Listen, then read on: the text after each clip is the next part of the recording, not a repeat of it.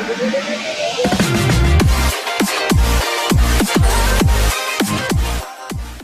will give you briefly the performance of the company for the quarter ended Q4 of FY18 and also the annual performance.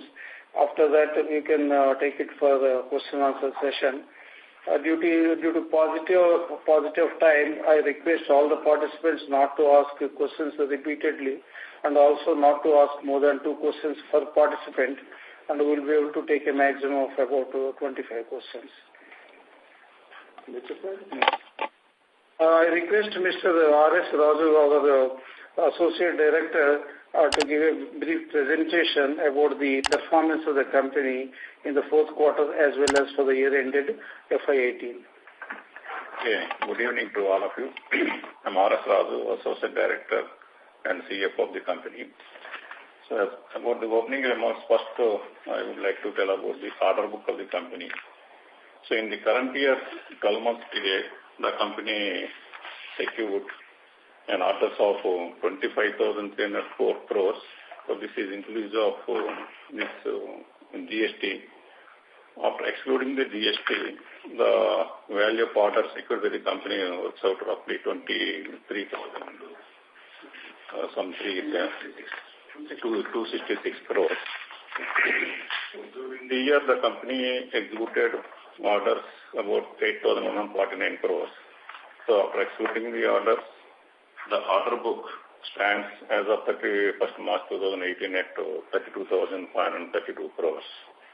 Of course, in the fourth quarter, the company secured about 4,600 crores from various clients. So that is about the order book. And about the division-wise movement, let me complete also the division-wise movement of the orders.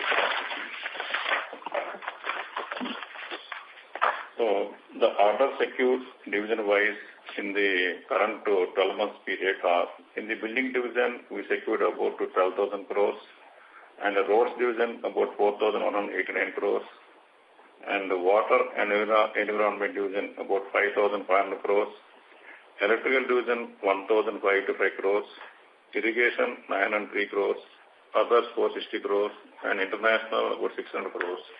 Totaling to 25,304 crores. So the value of orders executed division-wise are buildings about 3,522 crores, roads 386, water 2,289, electrical 963, irrigation 263, others 65. So total about 8,149 crores. So the balance orders. And the balance orders, we excluded the GST element also while issuing this LOA orders from the clients and some of the LOAs including the GST. And the earlier order book, whatever order book is there at the beginning of the year, 18,088 crores, it includes the indirect taxes. So earlier we used to account the indirect tax also as a revenue based on the terms and conditions of the contract. But after Ind AS, the GST element is to be excluded, and accordingly the order book also now we revised or revalidated excluding the GST element.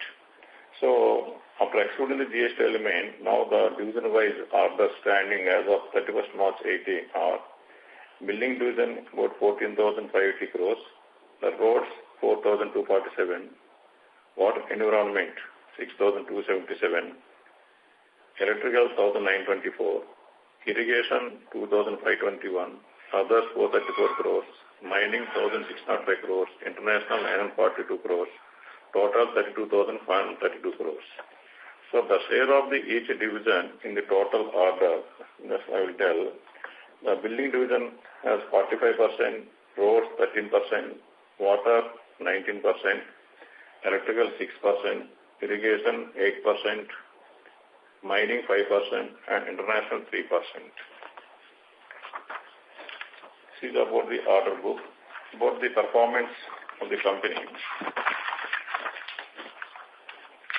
So, on a standalone basis, in the fourth quarter, the company reported a turnover of 2,419 crores, as against 2,186 crores in the corresponding quarter of the previous year.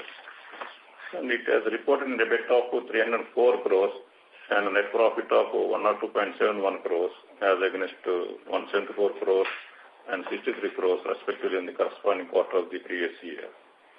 So the net profit, there is a good growth, and it works out to 61% over the quarter-on-quarter. Now the company has reported an EPS of 1.76 as against 1.15. When you come to the 12 months, the company reported a turnover of 7,605 crores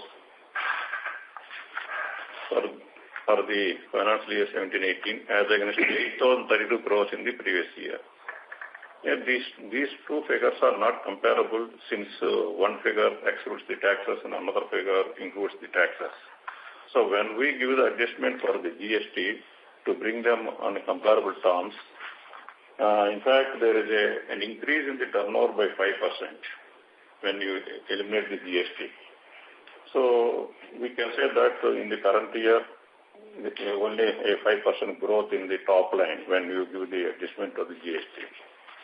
So for the 12 months period, the company has posted an EBITDA of 854.88 crores and a net profit of 286.88 crores as against 685 crores and 225 crores respectively in the previous year. So the company reported an EPS for the 12 months period as 5.09 as against 4.06 of the previous year. And come to the consolidation, for the 12 months period, it reported turnover of 8,492 crores as against a turnover of 9,204 crores.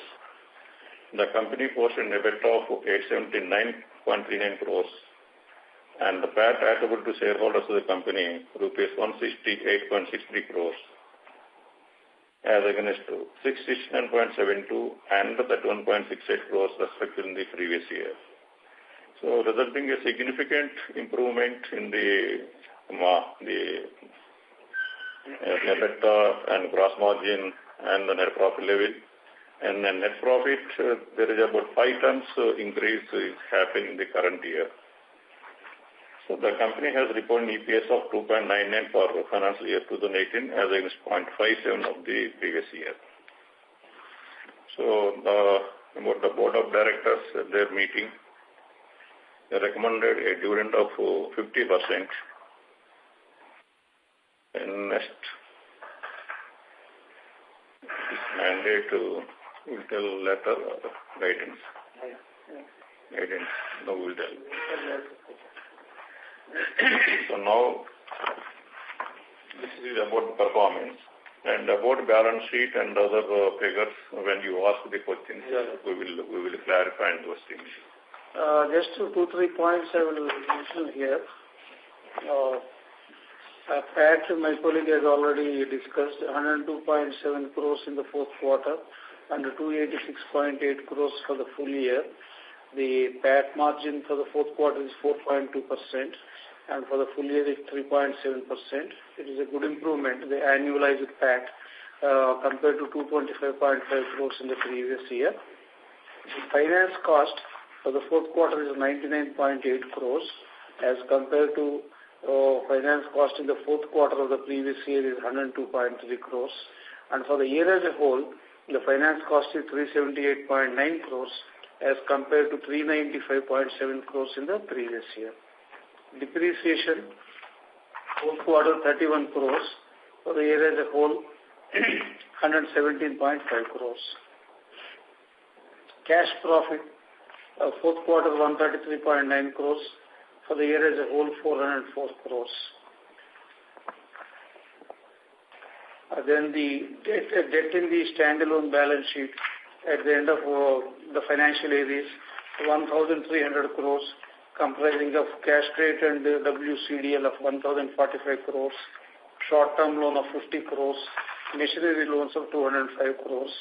This is a distinct improvement compared to 1,577 crores at the beginning of the year.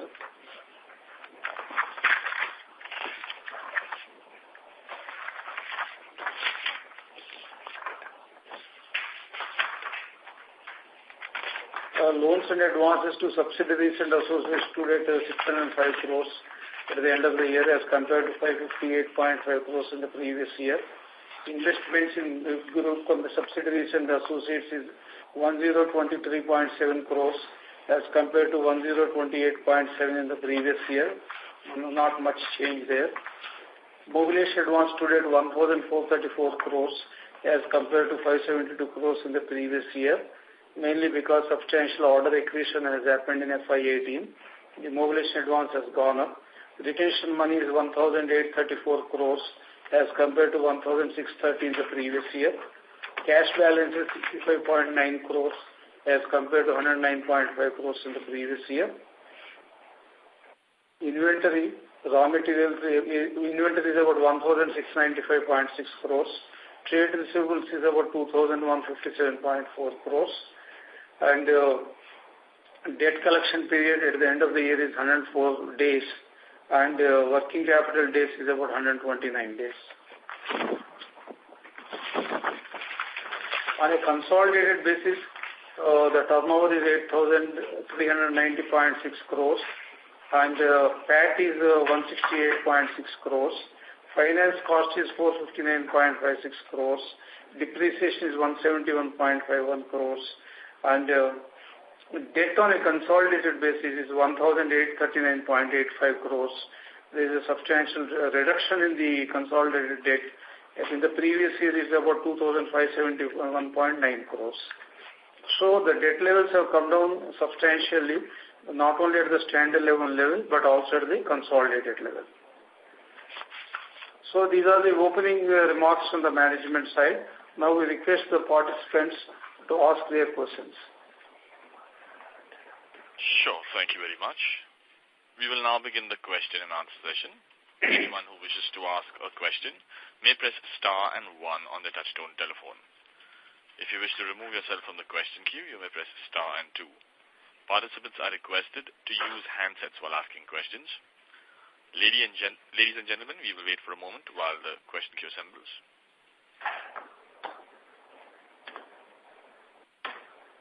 The first question is from Dhruv Agarwal from Casita Investments. Please go ahead.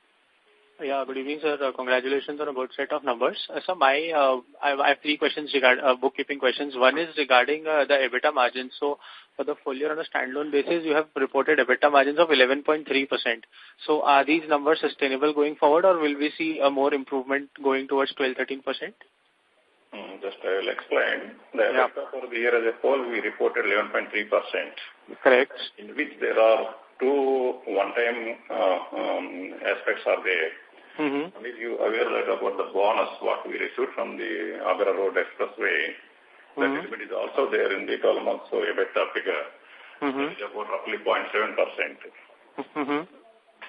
So, and again, in the current year, about some the claims, arbitration award claims we received from the NHA road projects. So that impact is also there. Okay. That is about some 0.3 to 0.4% would be there.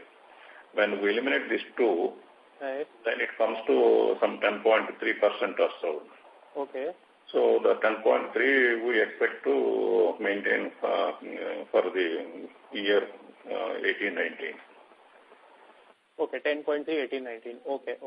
10% is maintained. Correct. And sir, also regarding the QIP money that you have raised, have you deployed all of that money, or how much is the balance with you right now? So as of 31st March, we have not utilized any amount out of the QIP proceeds what we mobilized.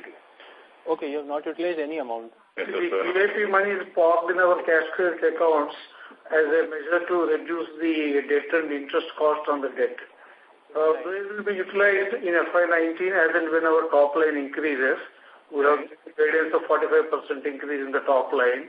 We are targeting to reach a level of about 11,000 crores. Obviously, it requires additional working capital. So these monies will be utilized for that purpose. So, sir, coming from that question, if you see that on a standalone basis for the full year was around 380 crores. So can we expect a similar run rate, or will this reduce to around 200-250 levels, 200-250 crore levels? The interest cost. Interest cost, yes, for standalone basis on the whole year.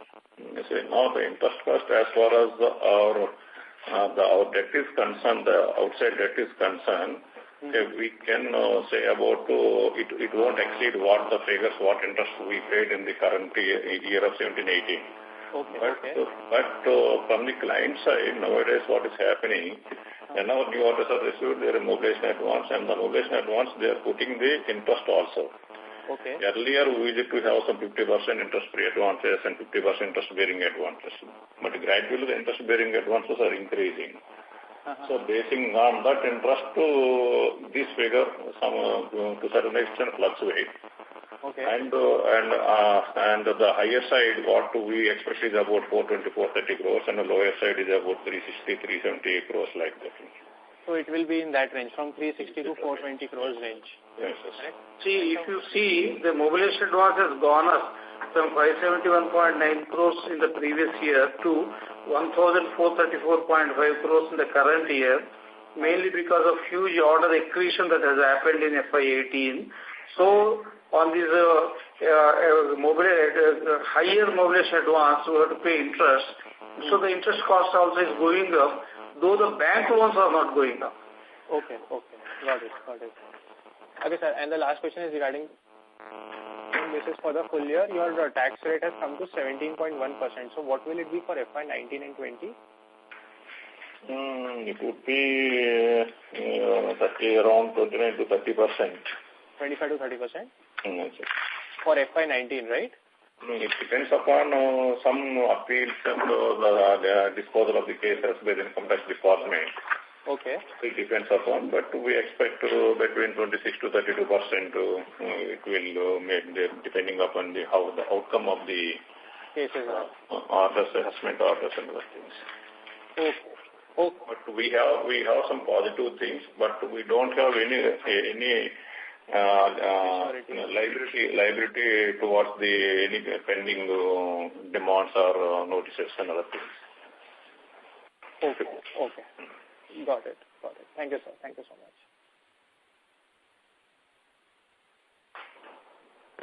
Thank you.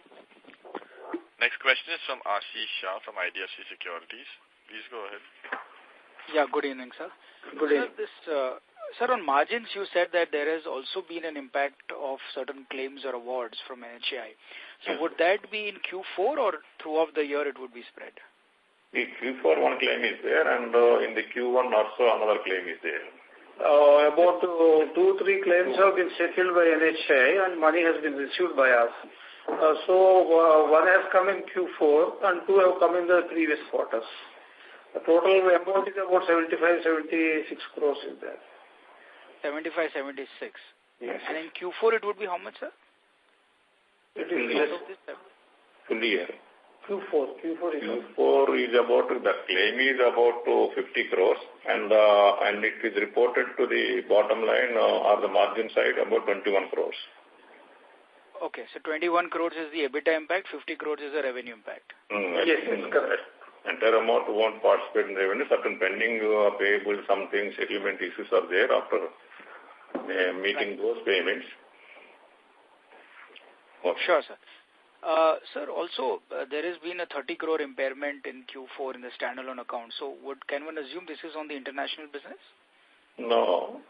Okay. This now NCC HL, there is an arbitration with Tata relating to the idle power sold to them. So that arbitration award is received, and they assessed the liability, what liability is NCC HL, the subsidiary company.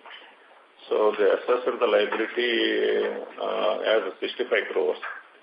So the 65 crores they recognized in the books of accounts of NCC HL. So as a result, the carrying cost of my investment will come down. Thereby, I made a provision for the gap for what investment I have and what the value I am going to get from the total investments from that company. So for the gap, we made a provision. So the provision is basically for the NCC IHL. Right. So it's for the Himachal Sorang issue. Yes. Correct. So it's essentially your outstanding any equity which would have been just impaired in Himachal Sorang. Yes. Sure. Sir, another question is that, the receivables seem to have increased quite sharply when one sees the March number vis-a-vis the last year numbers. At the same time, payables have also increased, but if you can just explain why there has been such a big increase in receivables. For increase, there are 2-3 reasons. One is the GST aspect. From some of the clients, the GST aspect not fully settled the matter. So on an account basis, they're releasing the payments and holding certain payments. So on that account, some amount nearly 100 to 110, 120 crores held up with the clients. And the certain payments relates to UP, where we taken up the projects. And the projects now going in a slow pace because of from their side, the budget allocation, funds allocation is there. So some 2-3 months payments are outstanding is there in Gujarat projects. Similarly, in Rajasthan also some 3-4 months payments are pending out there, and some projects reached the final stage. And in the final stage, some reconciliation, some extension of times, and those issues are going on. So once those issues settled, the payments from the Rajasthan projects will come. So because these reasons, the receivables increased compared to the previous year. Sure. So what would be the working capital level that you would expect in FY19 given all this? About this 129 odd days, is that the level that you're looking, or maybe it can come down? And we expect that figure will come down, not to go up. That figure will come down from 129 days to 120 days or so. Sure, sir. Thank you for your answers.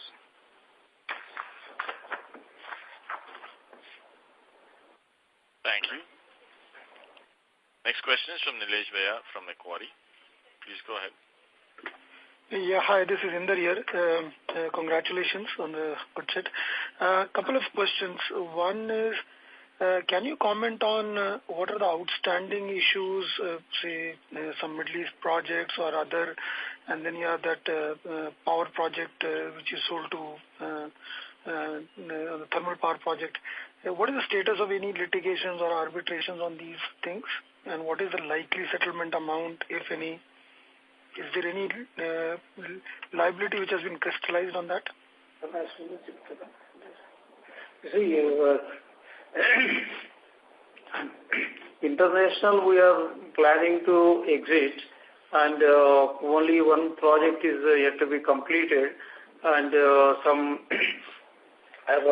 additional work has been given by the client, otherwise it should have been closed by now. And maybe it will take another 6 months for the actual completion. And based on the turnover booked and the progress of the work, we have already made provisions in our books for certain losses in the international projects.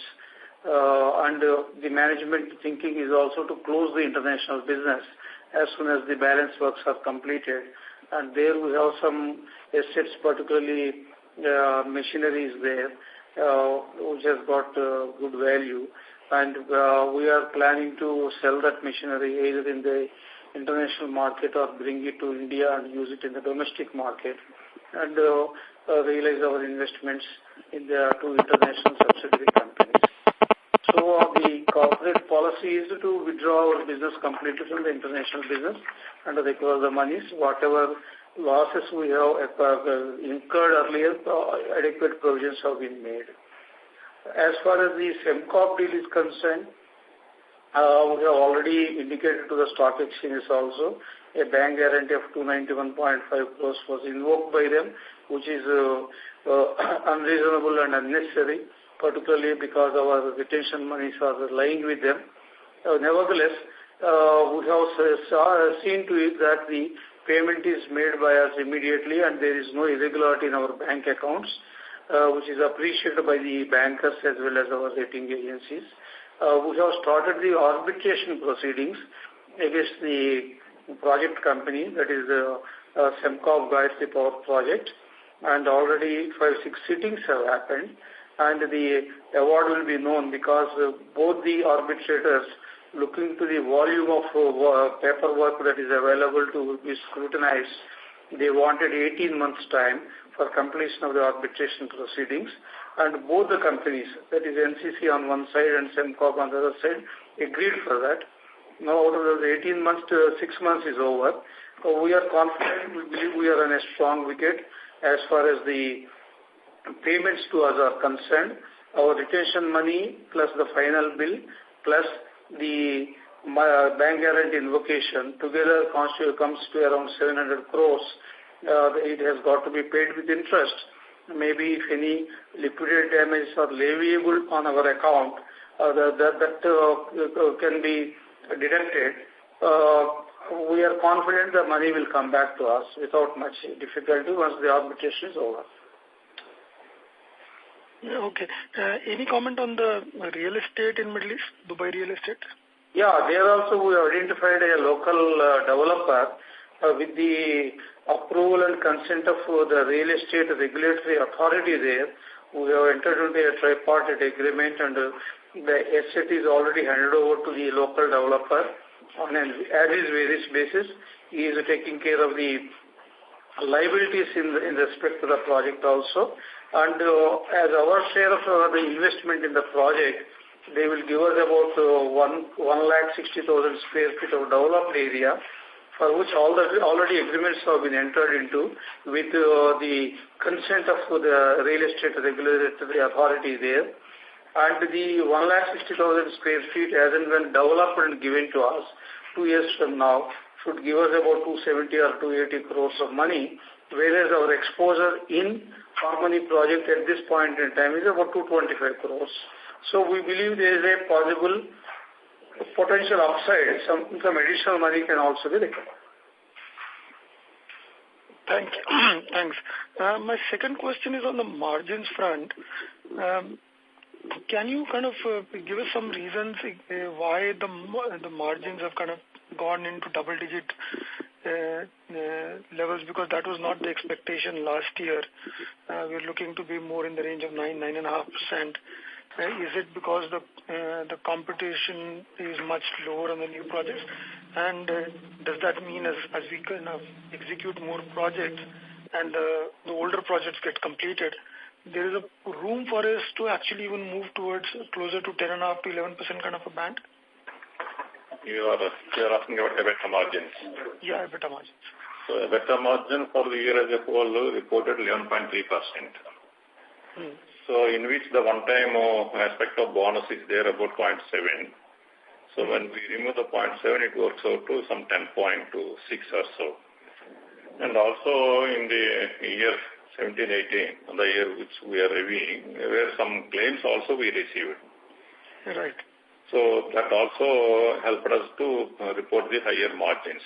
So the one-time aspects, some years they may happen higher side and sometimes they may not happen.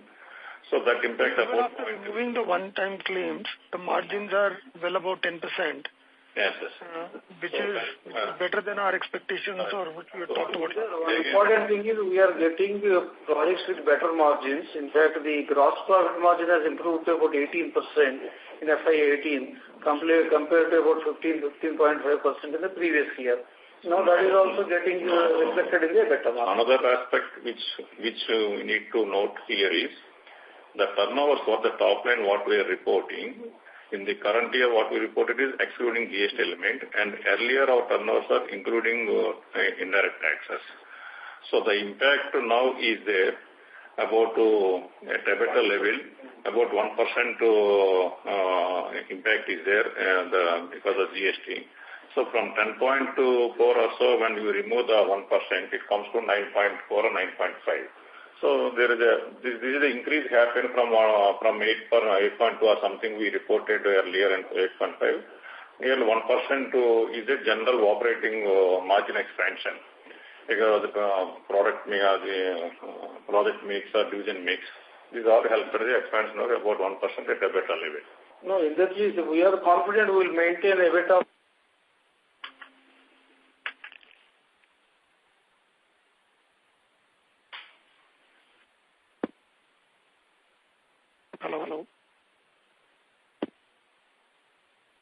We seem to have lost the line for Nilesh. Fingers? Hello? Yes, sir. Yeah, hello? Yeah. Yes, power disruption. Are you hearing us now? Yeah. Hello? Yeah. Shall we continue? Yeah, please. What we want to conclude on EBITDA is the 10.5% is maintainable going forward. Exactly. I'm sorry, just to push that, I'm saying that given we have 40-45% kind of a top line growth expectation next year, shouldn't there be a reasonable expectation of margins expanding from that 10-10.5%, maybe closer to 11%? Margin expansion, at gross margin level, margin expansion won't be there. So some improvement at EBITDA level would be there, 0.2, 0.3%. Okay, sir. Thank you.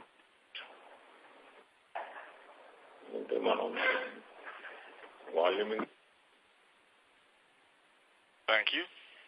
Next question is from Quebec Project Solving Cell. Vibhor Singhal from Phillip Capital. Good evening, sir. Thanks for taking my question and congrats on a great set of numbers. So my question is, one is on the guidance front that we have guided to of around 11,000 crores of revenue next year. It's like a 45% growth on a Y-on-Y basis. Now, I agree that over the past couple of years, we've been facing hurdles in terms of demon and GST. But for the past 2 to 3 years, our top line has been stagnant at around 8,000 crores. We've not been able to cross that number.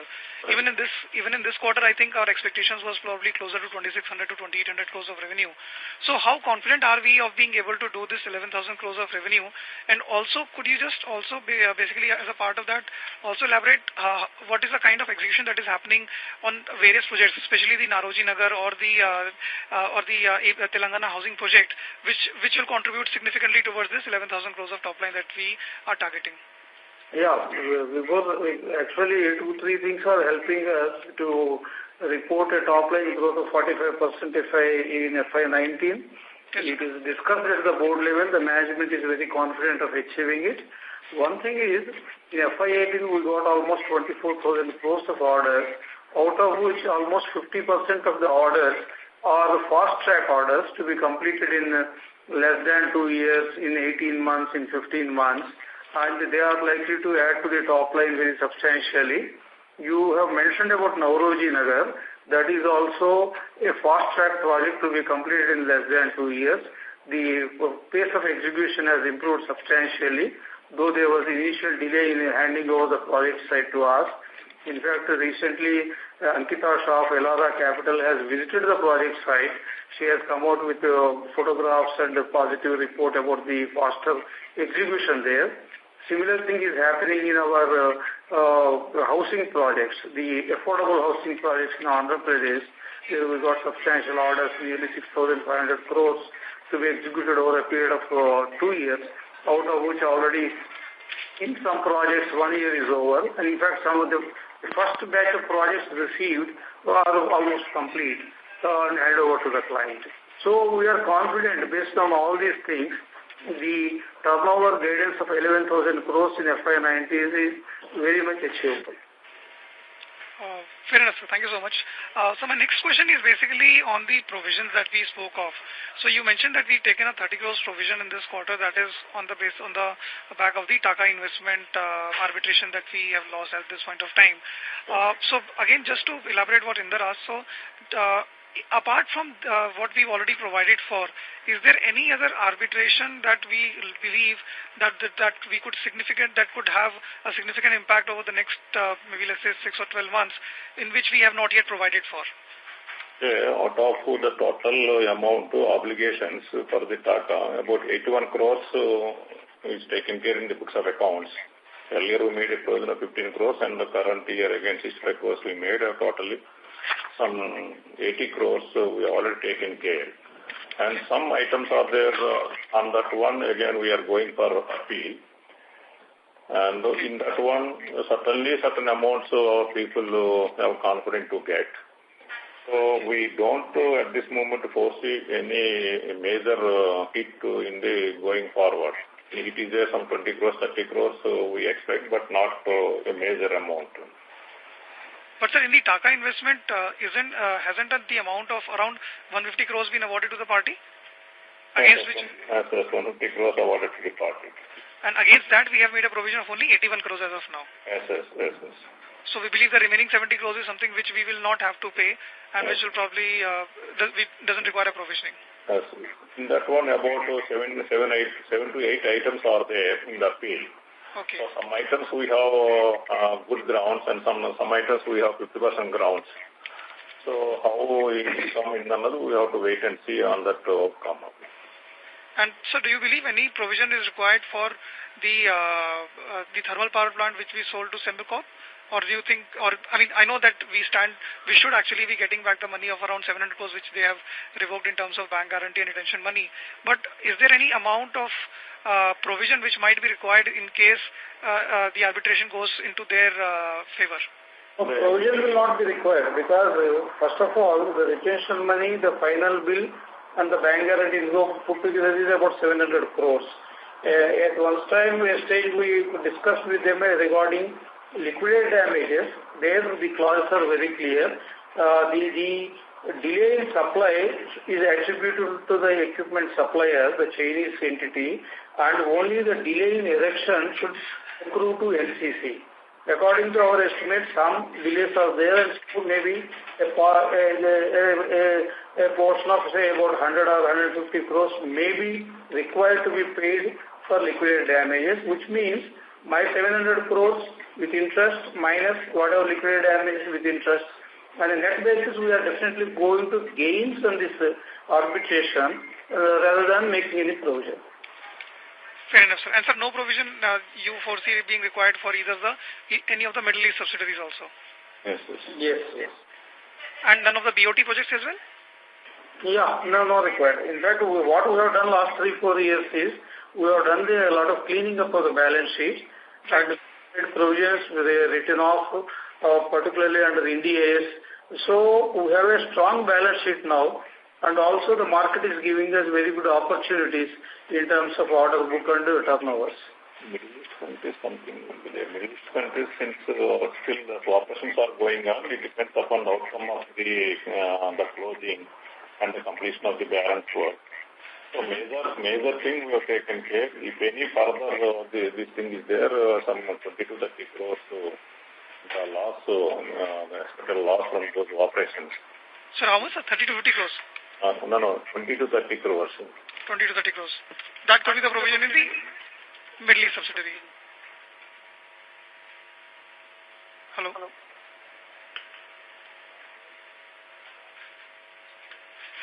Hello?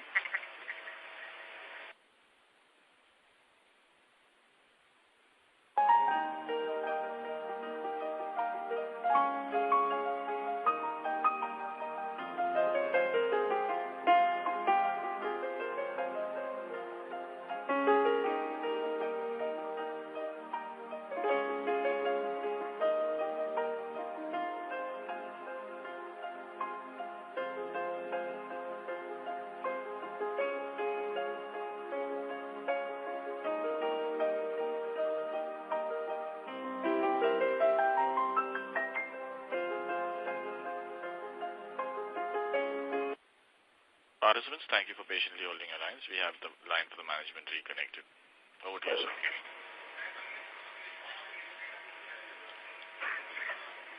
Hello? Yes. Yes, sir. So just to reiterate, so you're looking at around maybe 20 to 30 crores of provision for the Middle East subsidiary as we shut them down. Yeah, that's right.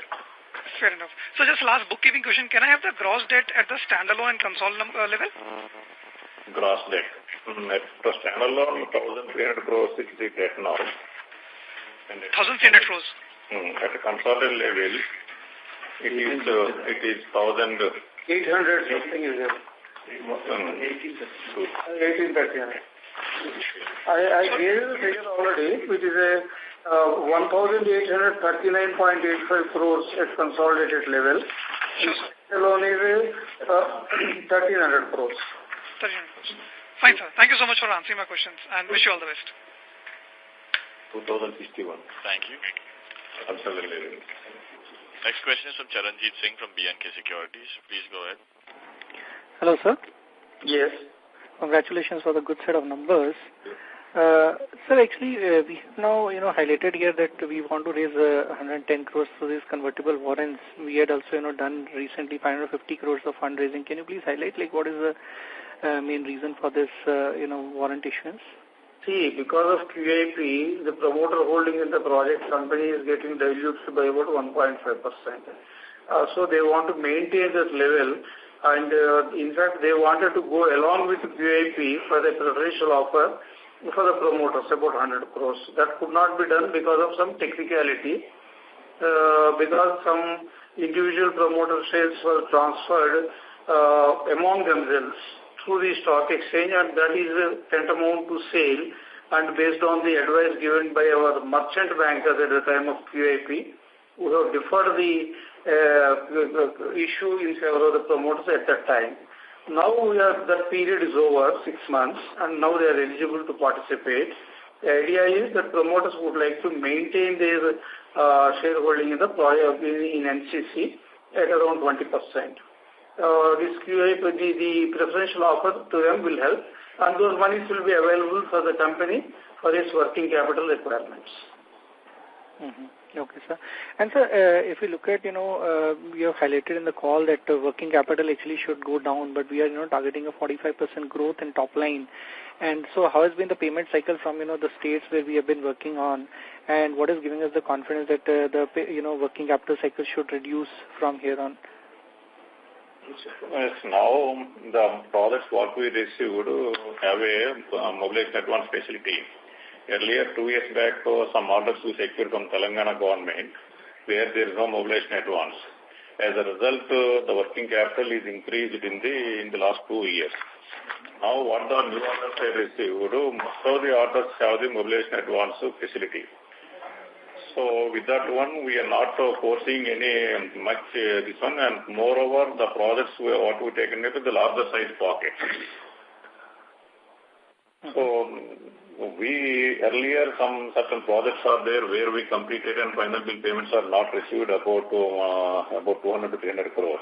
And that also, basing on for the last 1 year, the focus made by the company, they mature now, and we expect to receive those old amounts also in the year 18-19. So as a result of the working capital cycle, we expect to stand at around 120 days. Okay, sir. And sir, for any, further liability which may arise because of this TACA, arbitration, how do we plan to fund that, and when do we see, this getting fully resolved?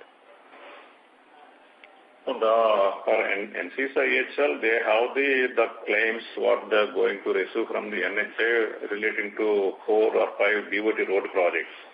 So already for the last 3-4 years, the arbitration proceedings are going on, and one after other they expect to receive. So in a year or 2 years time, when those claim amounts are received, they have the source to use that source to meet if any the TACA's liabilities based on the award and court proceedings. So if you can just highlight what would be the quantum of these claims from NHA? They have about 500 crores, and with interest they have about 650 crores value of claims. Even 40% to middle-aged, they receive about 250 to 300 crores amount. Okay, sir. Fine, sir. Thanks a lot for taking my questions. Thank you. Next question is from Salil Desai from Premji Invest. Please go ahead. Sir, this international, you said you got some additional... I'm sorry to interrupt you, Mr. Desai, but we can't really hear you very well. Could you please speak a little louder or use the handset? Yeah. So this is regarding the international order flow of about 600 crores that you mentioned. This is the quantum of the additional work that you received, that you mentioned? Yes. Yeah. So that's quite large. I mean, you think that's a 6-month completion, or it could be longer? This is an additional order given by the client at a revised rates, where we are expecting good profit. And since already our machinery and manpower is lined up there, we have taken it up as a special case, and we are confident we'll complete it in the next 6 months' time. The idea is to close the international operations, but this order has come with good profits, so we have taken it up. That is only extension of the... Yeah, it's an extension of the scope extension. with better rates. Okay. So strategy does not change of exiting and coming out of the region. That's right? Yeah, that's right. Okay. And secondly, sir, on this retention money, again, we have seen almost about a 200 odd crore increase from March of last year. So are there any specific areas where money is stuck? And how is the overall progress on releasing retention money? See, retention money payments are coming as and when the retention money is falling due for payment. We don't have any bad debts in retention monies. Only thing is the client earlier used to give a clause in the tender document for release of retention money with bank guarantee as security. Now most of the tenders are coming without that clause, which means the client is not required to pay us, so we have to wait till the defect liability period is over, then only retention money will be paid to us. So the build-up of retention money is happening, but all of the retention monies are being paid as and when they fall due for payment. And also, if the project is delayed for whatever reason, the retention money payment also gets delayed accordingly. Okay. All right. Thanks a lot.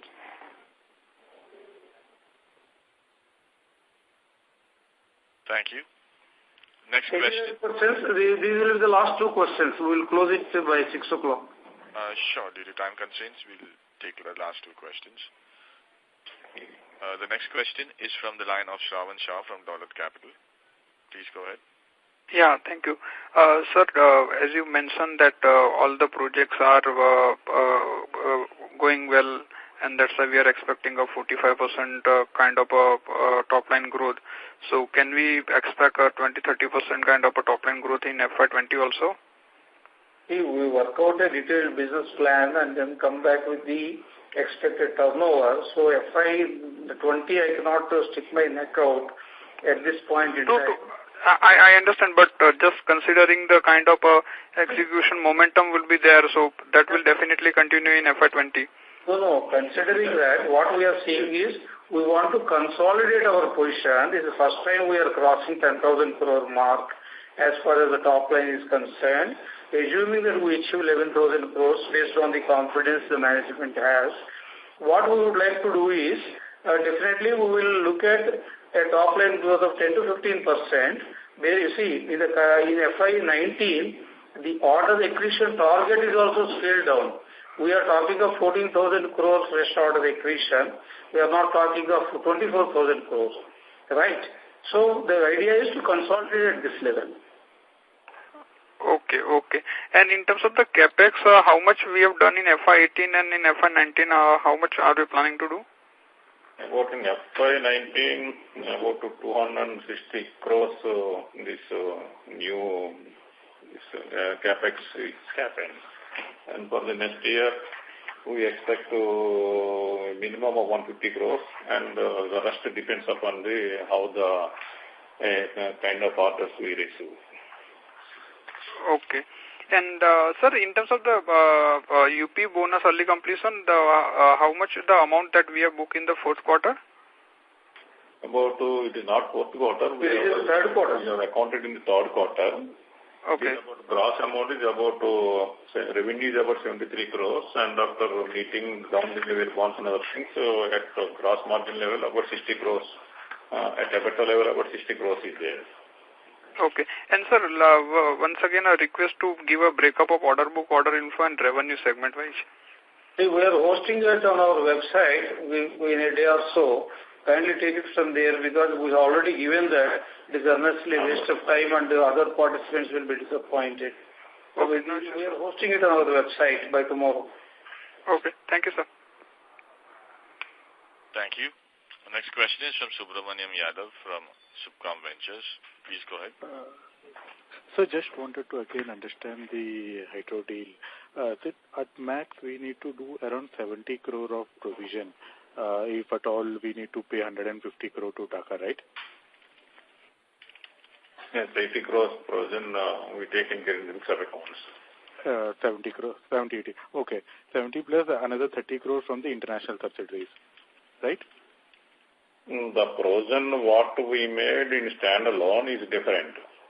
In standalone, the provision 65 crores and 15 crores, 80 crores, the provision is made at the subsidiary company level, that is NCC IHL level. NCC IHL level, right? Yes.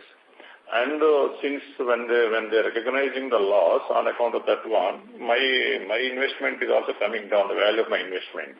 So you're taking impairment on that? I valued this one considering various. It is not one project they have. There are 5 to 6 projects. So when I revalued about some 30 to 40 crores gap is there. Thereby 30 crores in the Q4 I made a provision for the... It is impairment in our investment in our subsidiary company. Subsidiary company, okay. So any further liability if you want to pay, then that has to come, that will again come into our books? If we need to pay the full amount? In standalone books of accounts. Yeah. Standalone books of accounts when we call them, and again they have some claims amounts receivable from the NHI about BOT project claims. They have about 600 crores claims at various levels. So how much they receive? If they receive only 50 crores or 100 crores, then I need to make a provision. If they receive 300 crores also, a surplus would be there. And no provision is required, even if 50 crores, 100 crores, even the loss recognized by the NCC itself. Okay. And sir, finally, can you give us the breakup of other income and interest cost for the full year? The other income about 116 crores or so. So first I will give you the breakup of the finance cost. 89 crores relates to the interest income from the group companies, and some 21 crores the interest relates to the refund amounts received from the income tax department. 35 crores income tax. Income tax refund is 35.8 crores. Interest from group companies is 98.1 crores.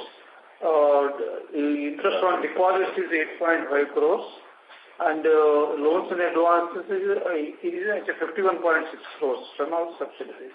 Income tax refund is 35.8 crores. As far as the finance cost is concerned, I will give you for the year as a whole, 378.9 crores is there, out of which interest on term loans is 12.8 crores. Interest on cash rate and working capital demand loan is 205.1 crores. Interest on mobilization advance is 63.1 crores. Last year, the interest on mobilization advance is only 32 crores. Because mobilization advance levels have gone up, the interest also has gone up. And the interest on others is about 5.6 crores. And then in our finance cost, we include BG commission also. BG commission is 75.7 crores. And the LC commission is 11.5 crores. And bank charges is about 5.4 crores. Total is 378.9 crores for the year as a whole, as compared to 395.7 crores in the previous year. Okay. And so the in the other income, the 89 crore from the group companies, actually cash flow has come in, or have we provided for it only? Out of 89 crores, we received about 40 to 45 crores. 40 to 45 crores we received. About 50% received, 50% to... Okay. Fine, sir. Thank you, sir. Thank you very much. 89 crores lo mottam ledan 56 valde 48 crores segadu 148. We'll take the last question from the line of... last question, please. Kunal Bhandari from HDFC Securities. Please go ahead. Yeah, so thanks for the opportunity. So I think NCC has one HAM project in UP Expressway, if I'm not wrong, some 1,700 crore they were L1. So what are your view on, venturing further into HAM? What did please repeat? We have not received any HAM project as of now, but we started bidding for HAM projects. We are yet to get it. We are looking at it as a business. Okay, sure. So what are your views, what sort of margins can NCC make in HAM projects? See, HAM projects are basically BOT annuity projects. At SPV level, the profit margin, the IRR we can generate only is about 10.5 to 11%. But the developer has to take care of maintenance also, and how much of the maintenance cost is involved, and if any profit margin is there, if you can retain it in the project, all those things are involved. But basically, they are annuity projects.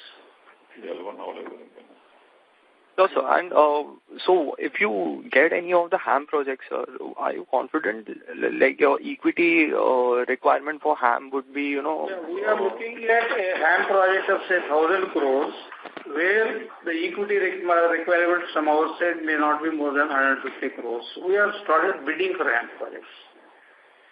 Sure, sir. Thank you. That's from my side. Thank you. That concludes. Thank you. I would now like to hand the conference back to Ms. Ankita Shah for closing comments. Yeah. Thank you so much to the management to giving us an opportunity to host the call and patiently answering questions of all the participants. The management would like to add any comments? Yeah, I thank all the participants and also Elara Capital and Ankita Shah in particular for hosting this conference call. If any participants have any further questions, they can reach us or they can send us an email, and we will be glad to answer them. Thank you very much.